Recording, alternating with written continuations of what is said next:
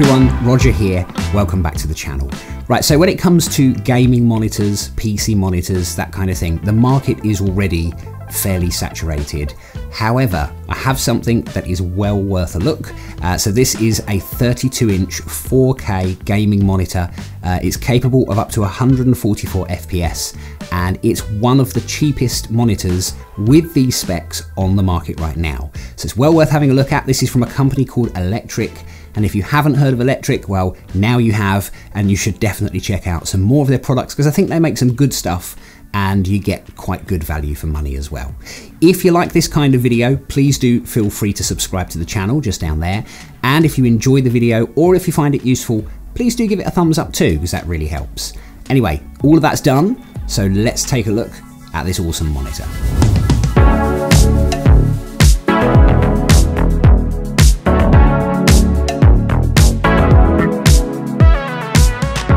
So let's jump straight into this. It's currently priced at £450 roughly in the UK. You might get lucky and you might be able to pick this up while it's on offer, which of course would be an even better deal. But it works perfectly well as a PC gaming monitor. However, the cool thing about this is that you can pair this up with an Xbox Series S or Series X or even a PlayStation 5, and you're going to get 4K at 120 FPS. Obviously with the PC, you can get 4K at 144 FPS. So just depends how you want to use this, but it's still great frame rate and also lovely resolution with this. So when this arrives, it's packaged well, as you would expect. It's well protected, and electriQ include a HDMI cable in the box, the power cable, the power brick obviously. There's also a small instruction manual, and then of course you have both pieces of the stand, which by the way, that's made of metal, so that's nice. And it's also easy to attach the stand to the back of the monitor, and there's also like this quick release clip, so it's very easy to take the monitor back off of the stand should you need to. And then you can see the back of the monitor does of course have this awesome gaming design or gaming pattern. So if you put this somewhere and people will be able to see around the back of the monitor, then it looks good. It also has built-in RGB on the back. Nothing crazy there, but there are two small RGB lines. You can see that there. And I think that works really well. It's not over the top. I think it's just right. It complements the design of the monitor really well. I will just say that the RGB probably won't be able to light up a wall behind the monitor, for example, but it's done nicely and it just adds to the overall gaming design, I think. Now let's talk about the stand. I think it's a little bit thin. So yeah, I think it could be a bit thicker and a little bit more sturdy as well perhaps, but there is a hole in the stand, and that hole is there for you to put cables through, and that helps obviously with cable management, keeps your cables tidy. The problem I have with this is that some cables, like the HDMI cable that electriQ include in the box, have a ferrite bead or a ferrite choke, and that's the big lump that you can see on the cable that stops interference running through the cable. The problem is this doesn't fit through the hole in the stand, and that means that you can't hide some cables, which is a bit of a shame. It kind of defeats the point of having a hole in the stand for cable management in the first place. You know, you can keep most cables clean and tidy and tucked out of the way, but if it's a cable like this, it's not going to fit through that hole in the stand. So it's just a bit of a shame. So looking at the front of the monitor, I think it looks great. There is a little bit of a bezel, but it's pretty small. It looks fine if you ask me. The branding on the front, you can see the electriQ logo. That's quite small as well. Honestly, I don't think that's too bad at all either.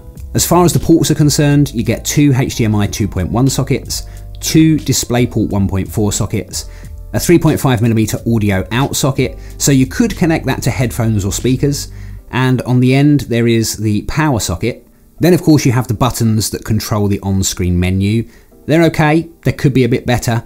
I find it a little bit hard to feel the buttons from the front, but they do work fine. I just wish they were perhaps a little bit bigger or perhaps even a bit easier to feel. So while we're talking about the buttons, let me quickly talk about the on-screen controls. They're not awful, but it has taken me a little while to figure out which buttons to press in order to navigate around those menus. Another quick thing to mention is that every monitor I've ever seen and every monitor that I've personally ever had has some amount of backlight bleed or light leakage, and this monitor is no exception. There's a little bit there, but again, in my personal experience, that's nothing out of the ordinary.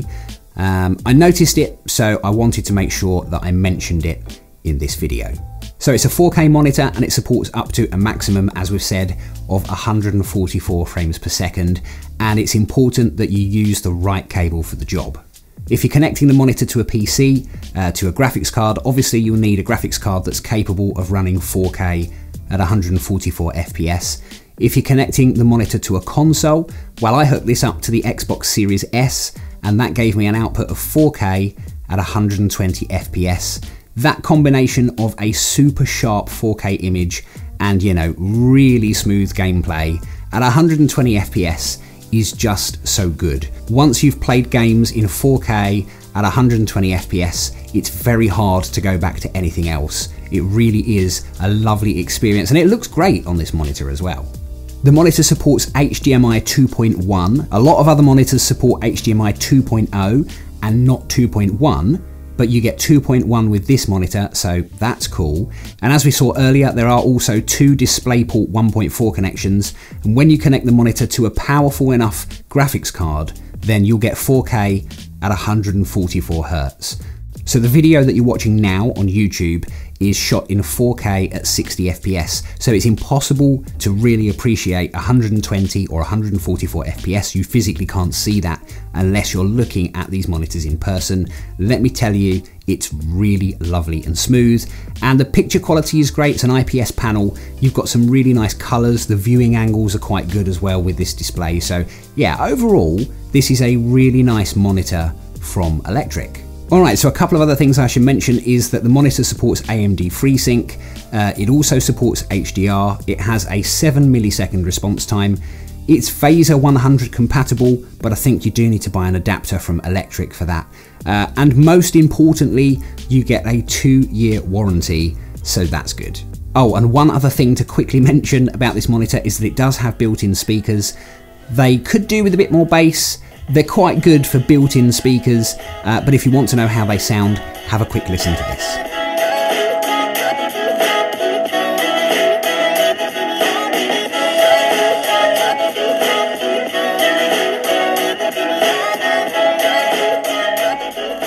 So that's pretty much it. It's one of the cheapest monitors on the market with these specs, and I think it looks great as well. So that's from electriQ, 32 inches, 4K resolution, maximum 144 FPS, and it looks nice. I like it.